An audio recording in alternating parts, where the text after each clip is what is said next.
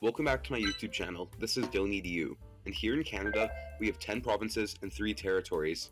Provinces and territories are unique regions within Canada with local legislative and governmental powers, which hold power over specific regions of Canada. Provinces are different from territories. Provinces get a say on constitutional amendments and can amend their own provincial constitutions. Territories cannot amend their constitutions and instead have to get the federal government to do it for them. In short, provinces get their authority over their region from the Constitution, whereas territories get it from the federal government. To make a province, you need a constitutional amendment, whereas territories just need an act of parliament. Throughout Canadian history, there have been proposals to make new provinces in Canada. After all, we haven't established any new provinces since Canada annexed Newfoundland in 1949. To be fair, the last time we established a territory was relatively recently, in 1999 with the creation of Nunavut. So let's say we decided right now we needed to make some provinces. Right now. Where would we do it? Today, we will explore some proposals to carve out Canadian land into new provinces. Starting in the Far East, we have the Great Divorce of New Brunswick. New Brunswick is Canada's only officially bilingual province, having both English and French as official languages, and, especially at this time, majority and primarily Francophone regions. There is a whole history with the Acadians in New Brunswick, which I do not have time to discuss in this video, but basically, the Francophones have been on the short end of the stick for a long time in New Brunswick. In 1972, Acadians saw the Francophone areas of New Brunswick were poorer and viewed secession as a new province of Acadia to fix this. The Parti Acadien won 3% of the vote in 1978 in the 1978 election and just about elected one MLA to advocate for their cause. But their movement soon died after the PCs made new policies about bilingualism and French that made them happy. Another proposal with the Maritimes is that they all unite and become one big Maritime Union, changing Canada's number of provinces to 8. The argument goes that they could have a stronger influence within Canada if they joined together, and they already have cooperation for many services, especially in terms of purchase and procurement. If the 3 provinces went from being Canada's smallest provinces to the 5th biggest, they would have a much bigger sway over Canadian affairs. And if they act like one province already, why not make it official? Next, we have 2 Quebec-leaving-inspired proposals. One is the Province of Montreal. This proposal seems quite straightforward, making a city province out of Montreal. The argument goes beyond big city equals province, however. The idea gained some steam back in the 90s during the height of the Quebec separation movement. Montreal is a majority Anglophone part of Quebec, with much of Quebec's English population concentrated in Montreal. As such, Montreal very heavily opposes separation and voted that way in 1995. However, as the Yes campaign grew in support, many Montrealers didn't want to live in an independent Quebec. So, they proposed making themselves their own province and remaining in Canada that way, in the event Quebec left. However, now that Quebec separation isn't a key issue anymore, this movement has all but died.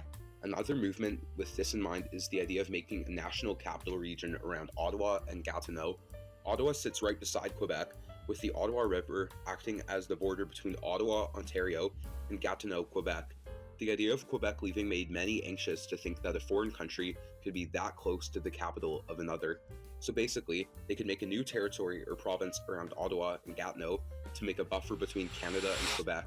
And this isn't a new concept. In many countries, such as America, Australia, and India, the capital cities have their own territories or states. This allows the capital cities to have administrative independence and ensures the federal government can't be held hostage or impacted by provincial decisions. Ontario is Canada's most populous province, with over 1/3 of Canadians living there. As such, it holds a lot of power over Canada. Constitutionally, an amendment is very hard to pass without them, given the 50% of the population threshold, and most of Ontario's population lives within cities. As such, many have proposed that Toronto, as Canada's largest city, should separate from Ontario, manage its own affairs, and bring some or all of the GTA with them. Another proposal is to make Northern Ontario its own province. This region of Ontario differs very much from the rest of Ontario. It is quite rural. The argument goes that since Ontario politics is dominated by the big cities anyway, why not just become a separate province that can worry about its unique rural issues? This movement hasn't gained much steam, as this would mean over half of Ontario's land leaving Ontario. It was seriously looked at by many mayors in the 60s, and in 1999, the Northeastern Ontario Municipal Association wrote to Prime Minister Chrétien asking him to outline the conditions required for Northern Ontario to be its own province.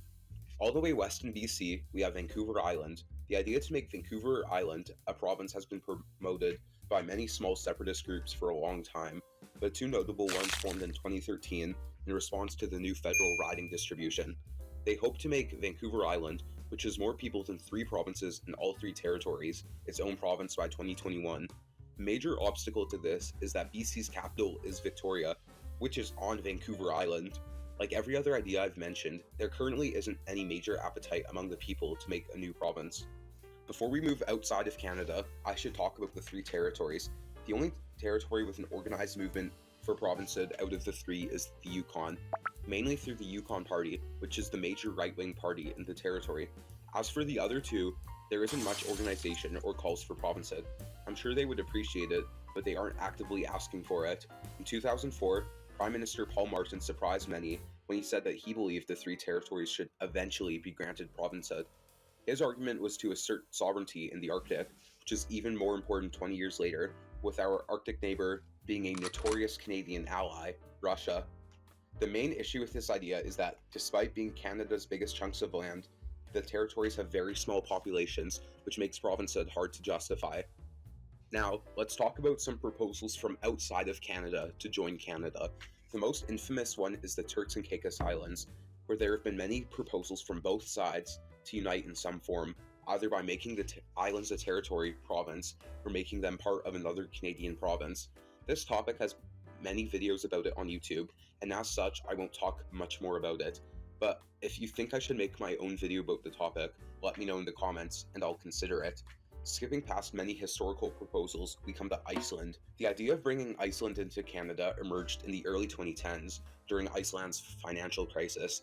This movement didn't get much support and is now dormant, but a much more popular idea was adopting Canada's currency, which in the 2010s reached support levels as high as 70%, but the idea never came to fruition, probably because Iceland's Social Democratic Party didn't want to stroke the Canadian ego and bolster the Conservative government's line that their economy is one of the world's strongest.